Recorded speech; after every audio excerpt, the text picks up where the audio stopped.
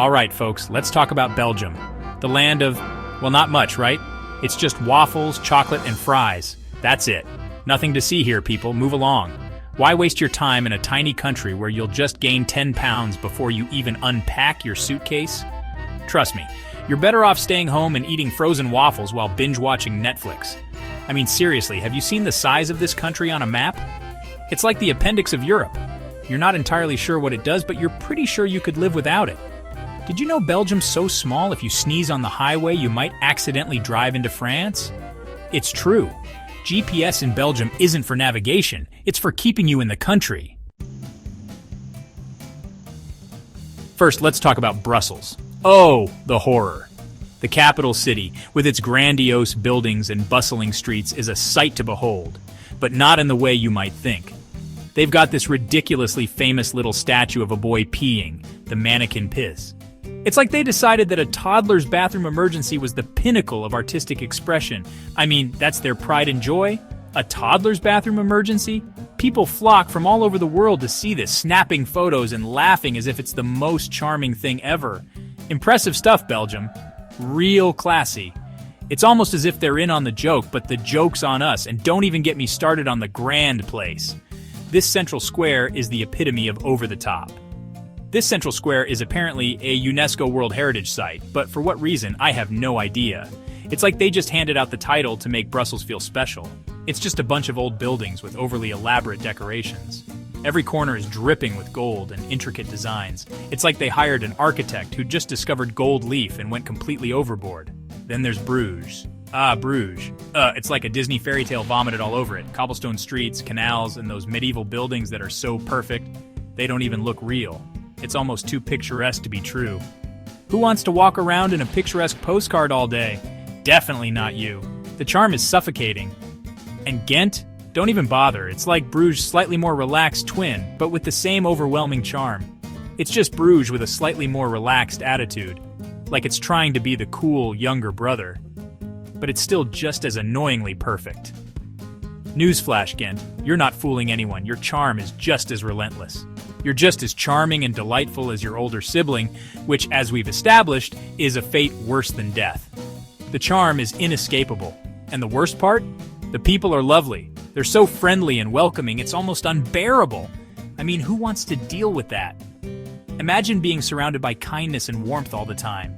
Imagine strolling through a bustling market, and the cheese vendor actually smiles at you and offers you a taste of his Gouda.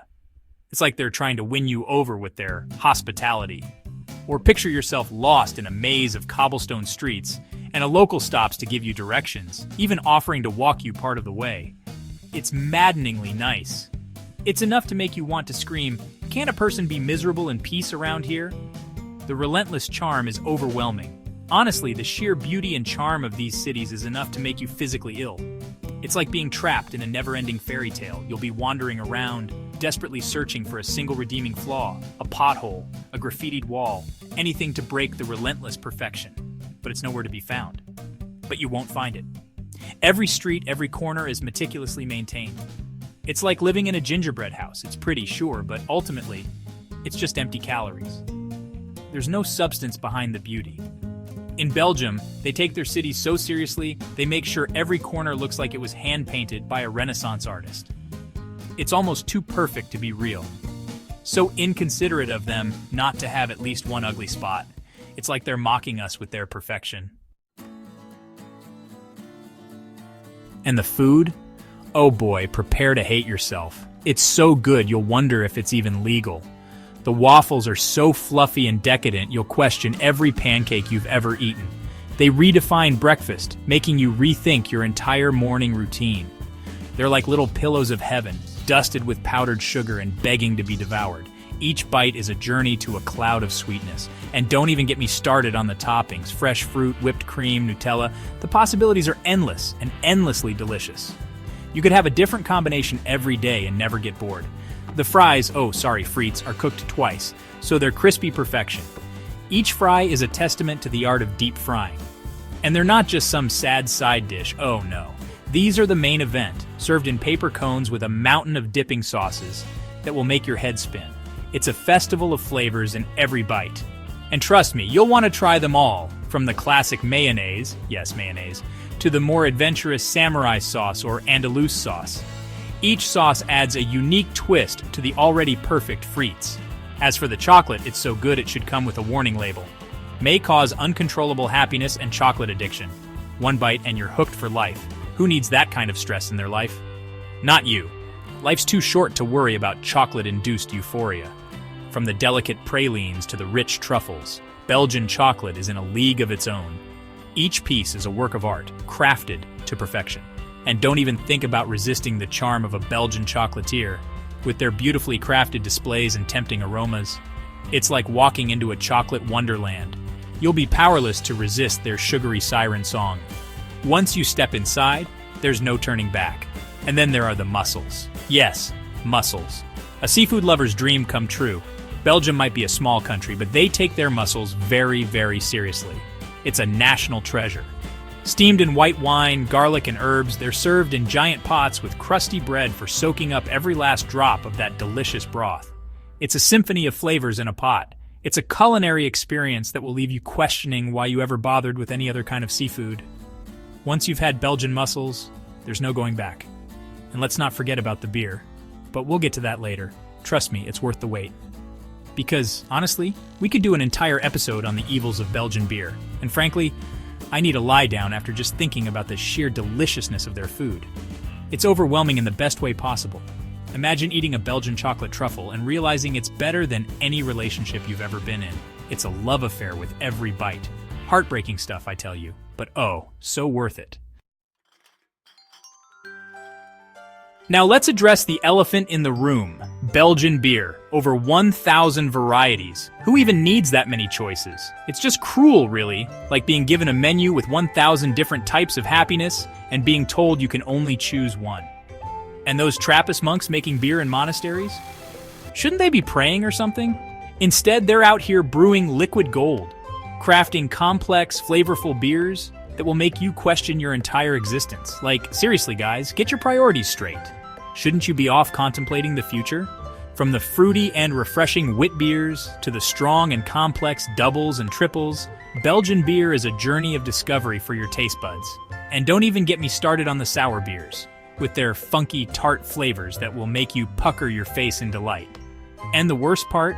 They serve these beers in beautiful, elegant glasses, each one specifically designed to enhance the flavors and aromas of the beer. It's enough to make you want to become a beer snob, spending your days sniffing and swirling and pontificating on the merits of different hops varieties. And let's not forget about the pub culture. Belgium is home to some of the coziest, most inviting pubs in the world, with their dark wood interiors, stained glass windows, and friendly locals. You'll find yourself wanting to settle in for hours, sipping on a delicious brew and chatting with the people around you. Belgian beer is so good that even Germans are like, all right, you win this round. But do you really want to spend hours sampling world-class brews in cozy little pubs? Didn't think so. As if the food and drink weren't bad enough, Belgium also insists on having beautiful countryside. It's almost as if they're trying to make up for their culinary crimes with stunning landscapes. The Ardennes forest, for example, is a vast, rolling expanse of green hills, sparkling rivers, and charming villages. It's a place that seems to have leaped straight out of a fairy tale, with its serene beauty and tranquil atmosphere. It's the kind of place where you can lose yourself for days, hiking through ancient forests, kayaking down peaceful rivers, or simply relaxing in a quaint village square, sipping on a local beer because of course there's local beer. The sense of peace and connection with nature is unparalleled. And if you're more of a history buff, well, Belgium's got you covered there too. The country is a treasure trove of historical landmarks that tell the story of its rich and varied past. From the medieval castles of Ghent and Bruges to the battlefields of Waterloo, Belgium is a living museum, steeped in history and culture. Each site offers a unique glimpse into the events that have shaped the nation. You could spend weeks exploring its many historical sites and still only scratch the surface of its rich past. But wait, there's more. The depth of history here is truly staggering. Belgium also hosts some of the best music festivals in the world. These events are a testament to the country's vibrant cultural scene. Tomorrowland, for example, is a massive electronic dance music festival that draws hundreds of thousands of people from all over the globe. It's a phenomenon that has to be experienced to be believed. It's a wild, colorful celebration of music, dance, and good vibes, with elaborate stage designs, pyrotechnics, and some of the biggest names in EDM. The energy is electric, and the atmosphere is nothing short of magical. And if electronic music isn't your thing, don't worry. There's a festival for every musical taste. Belgium has something for everyone. The diversity of its music festivals is truly impressive. From rock and pop to jazz and classical, there's a festival for every taste. Each event is a unique celebration of its genre. And let's not forget about the food stalls, beer tents, and general atmosphere of fun and revelry that permeates these events. The culinary offerings at these festivals are a delightful surprise. So, to summarize, Belgium has stunning natural beauty, fascinating history, and a vibrant festival scene. It's a country that offers a little bit of everything. It's almost like they're trying to make it impossible for you to come up with a single reason not to visit. The allure of Belgium is undeniable. Tomorrowland is so vibrant and fun, you'll probably leave with glitter in places you didn't know existed. It's an experience that stays with you long after the festival ends. Sounds like a nightmare, right? But in reality, it's a dream come true for festival goers. So there you have it, 10 solid minutes of reasons to avoid Belgium at all costs. Between the mouth-watering food, the charming cities, and the world-class beer, it's just too much for one person to handle. Do yourself a favor and stay away, unless you're into incredible experiences and unforgettable memories. In that case, maybe consider booking a trip. But hey, what do I know? I'm just a guy who spends his days researching incredibly delightful countries and then telling you not to visit them.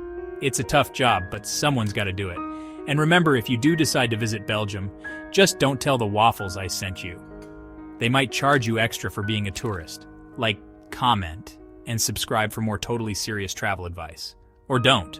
It's up to you. But if you don't, I might just make a video about why you shouldn't visit your favorite country next.